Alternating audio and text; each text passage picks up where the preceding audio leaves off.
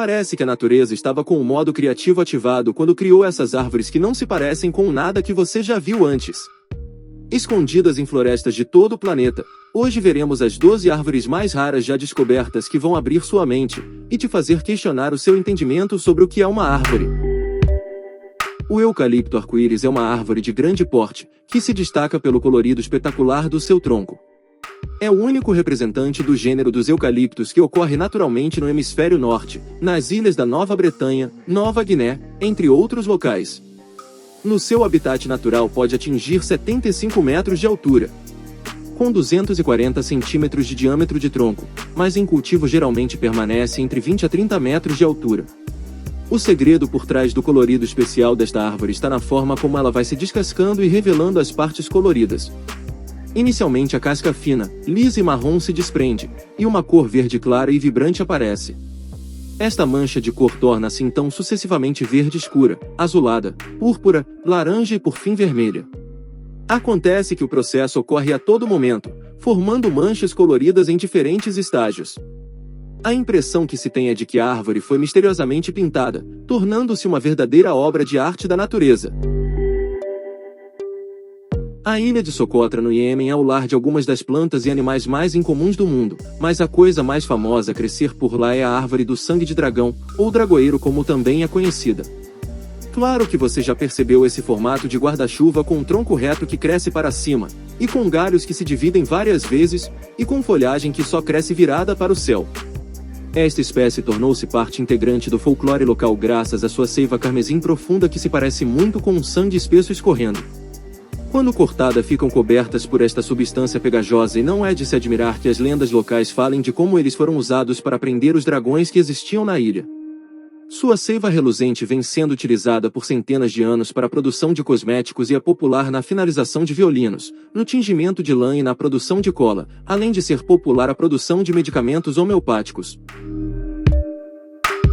Árvores de Josué têm aparência estranha.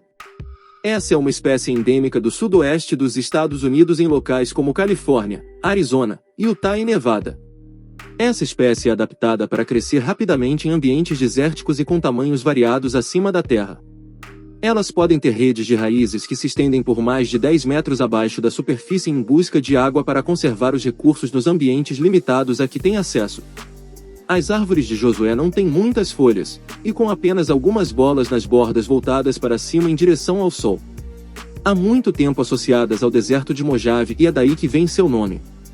Segundo a lenda, um grupo de colonos mormons estava atravessando o deserto em 1800 e o caminho às árvores os ajudaram a navegar. As formas incomuns lembram a história dos viajantes da Bíblia, onde Josué ajudou a guiar os israelitas com as mãos estendidas. O bordu japonês é uma espécie impressionante que é nativa para a Ásia e tem sido cultivada no Japão há séculos. São conhecidas pela grande variedade de formatos e cores de folhas, populares entre os produtores de bonsai e são retratadas em inúmeras obras de arte históricas. As árvores geralmente crescem entre 3 e 9 metros de altura e às vezes têm vários troncos que só se juntam muito perto do solo. Mesmo na natureza, as espécies mostram grande variação de formato e tonalidade de folhas, sendo famosas as vermelho, púrpura ou rosa, mas também existem variedades com folhas verdes amarelada ou mesmo azul clara. Uma árvore ornamental muito popular em todo o mundo, são relativamente fáceis de cultivar, e são grandes as chances de você estar perto de uma agora mesmo, mas provavelmente não verá todas essas variedades de cores. A árvore suma-uma, ou mafumeira, é nativa do México e América Central, e é uma verdadeira gigante da natureza, podendo atingir até 70 metros de altura. É encontrada nas florestas abertas tropicais e pantanosas e também nas margens dos rios de águas barrentas, e devido ao grande diâmetro de suas enormes raízes muitas vezes formam abrigos naturais, sendo transformadas em habitações por muitos povos indígenas. O que chama a atenção nessa espécie são seus frutos, cobertos de uma fibra muito leve, similar ao algodão, mas que é altamente inflamável e resistente à água. Essas fibras envolvem as sementes e crescem nos galhos superiores, e podem se prender facilmente a animais voadores que repousam sobre elas. Na bacia amazônica, por exemplo, são parte vital da economia local graças a essas fibras. Essa árvore gigante evita que outros animais subam seu tronco com espinhos afiados que também a protegem de sofrer danos de outras criaturas, colaborando com a espécie em crescer tão alto.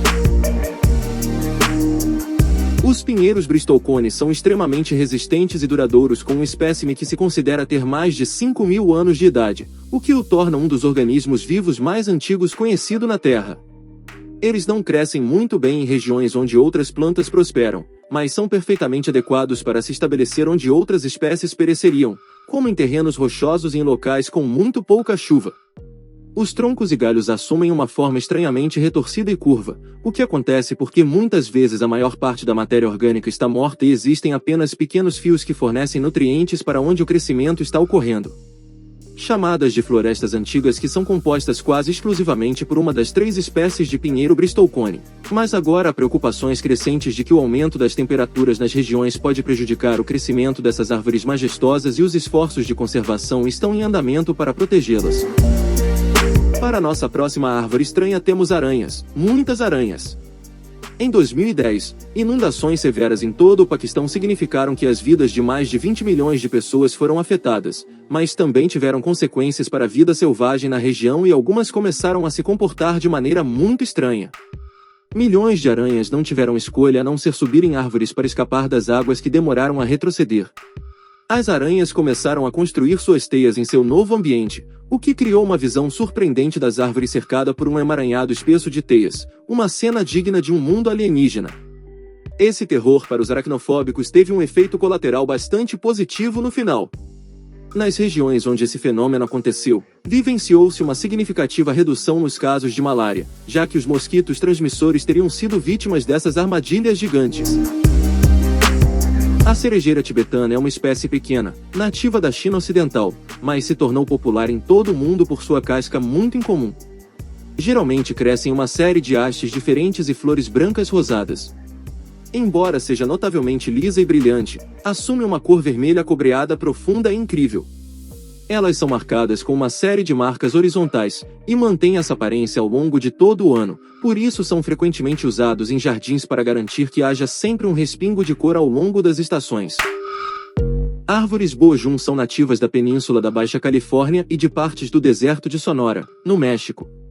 As plantas fazem parte de encostas rochosas e planícies aluviais, onde a água é rara e as temperaturas podem ser extremas. Essa espécie é na verdade um cacto impressionante, de forma ereta e imponente, atingindo 5 metros de altura colunar. Costuma-se dizer que se assemelha a uma cenoura de cabeça para baixo e é coberto por galhos espinhosos, onde crescem flores amarelas que emitem um maravilhoso perfume de mel. Em algumas regiões nativas, acreditava-se que quando tocadas, ventos fortes soprariam contra você, então elas eram evitadas pelos viajantes do deserto. As ocorrências das árvores bojum nestas regiões e a maneira como eles são encontrados apenas em áreas específicas permanece um tanto misterioso. No entanto, é considerado pelos botânicos que a única maneira disso ser possível seria se fossem transplantadas para a península. Mas quem fez isso e para quê? A razão ainda não está clara. O baobá é nativo de Madagascar, da África continental e da Austrália. Na verdade, são 9 espécies diferentes, cada uma delas muito semelhantes, que foram separadas mais de 100 milhões de anos atrás. Atingindo uma altura de até 30 metros, eles são conhecidos por seus troncos extremamente grossos que geralmente podem alcançar incríveis 11 metros de largura. Porém, um espécimen particularmente enorme foi medido como tendo uma circunferência de 16 metros. Não é fácil determinar a idade de um baobá em comparação com outras árvores porque seus anéis de crescimento são muito fracos e geralmente desaparecem à medida que envelhecem. Contudo, alguns espécimes foram datados por radiocarbono depois de morrer, e constatou-se que germinaram há pelo menos 2.000 anos. A razão para troncos tão grandes é o armazenamento de água, que é suficiente para a sobrevivência da árvore por muito tempo. Infelizmente, foi elevado o número de baobás mais velhos que morreram nas últimas 2 décadas por causa das estações secas mais duradouras, deixando-as desidratadas a ponto de não conseguirem suportar seu próprio peso e desabarem sobre si mesmas. Ainda mais triste é saber se novos espécimes serão capazes de crescer a tais tamanhos novamente, especialmente nas regiões onde tradicionalmente foram encontrados. Então é inteiramente possível que em um futuro próximo não sejamos mais capazes de admirar todo o esplendor dessas árvores majestosas. Árvores flamboyant, que também é conhecida como árvore flamejante, flor do paraíso, ou pau-rosa, são espécies nativas de Madagascar. Essas são espécimes ornamentais muito procuradas que podem ser vistas adornando ruas e quintais em todo o mundo, mas devido ao desmatamento e às mudanças climáticas em seu ambiente natural, são consideradas em risco de extinção na natureza. Embora a cor avermelhada flamejante de suas flores seja a principal característica desta árvore, ela também tem outras variedades de coloração. Cada flor possui 5 pétalas, sendo que uma delas é maior do que as outras. A face superior é vermelha ou alaranjada sobre um fundo branco. Com cada uma dessas pétalas com cerca de 7 centímetros de comprimento, não é preciso muito para criar um grande buquê de cor intensa. Existe a crença entre parte dos cristãos de que houve uma pequena árvore desse espécime crescendo perto de onde Jesus foi crucificado, e que seu sangue pingou sobre ela, e é por isso que as pétalas têm uma cor vermelha tão viva. Quando você pensa em onde as frutas normalmente crescem em uma árvore, você os imagina emergindo dos galhos, certo? Mas há uma espécie muito conhecida por aqui que resiste a essa tendência. Se você nunca viu uma jabuticabeira, talvez não saiba disso, mas essa árvore nativa da América do Sul e do México é famosa por seus frutos de cor roxa que são muito parecidos com uvas, crescendo diretamente em seus troncos. Essa é uma espécie de árvore de crescimento muito lento que no início tem folhas rosadas que se tornam verdes quando atingem a maturidade. Com flores brancas nos troncos que prenunciam as frutas que surgem naturalmente 1 ou 2 vezes ao ano, mas quando estão sendo cultivadas, esse processo pode ser contínuo devido à relativa estabilidade do clima na região, o que significa que as frutas estão disponíveis quase o ano todo. Com uma casca grossa com 4 sementes dentro da polpa branca ou rosa, e tem um sabor doce, frequentemente vistos em mercados em todo o continente. Não têm uma vida útil muito longa, mas são perfeitas para compotas, vinhos, e são exportadas para lugares mais distantes. Como as novas árvores demoram até 10 anos para atingir o estágio em que produzem frutas, provou ser muito difícil cultivá-las em outros lugares para atender aos mercados externos. Costumam ser vendidas frescas em lugares próximos de onde são cultivadas. A árvore da flor de Sakura, também conhecida como cerejeira japonesa, é uma planta tão impressionante que já está envolvida com a tradição japonesa por centenas de anos. Existem mais de 200 variedades diferentes apenas no Japão, algumas das quais produzem frutas não comestíveis e outras que produzem pequenas cerejas. Mas elas não são conhecidas por suas frutas, mas sim porque quando florescem na primavera, criam uma exibição impressionante de flores que crescem até 12 metros de altura. As flores são vistas no Japão como uma representação das nuvens e são uma metáfora para a natureza transitória da vida, uma tradição chamada Hanami que começou cerca de 1.300 anos atrás para a elite da sociedade, e ao longo dos séculos foi regularmente apreciada por todos os membros da sociedade. Ela convida as pessoas a se sentarem sob a flor de cerejeira para comer e beber. As pessoas no Japão ficam tão animadas com a floração a cada ano que a Agência Meteorológica Nacional monitora as condições climáticas ideais para a floração, para que as pessoas saibam quando podem esperar que suas árvores desabrochem, se programando e organizando festas de observação das flores em suas casas, parques e templos locais. Se inscreva no canal e ative as notificações. Depois disso, aproveite para assistir os vídeos que estão aparecendo na tela. Obrigado por assistir, e te vejo na próxima. Até mais!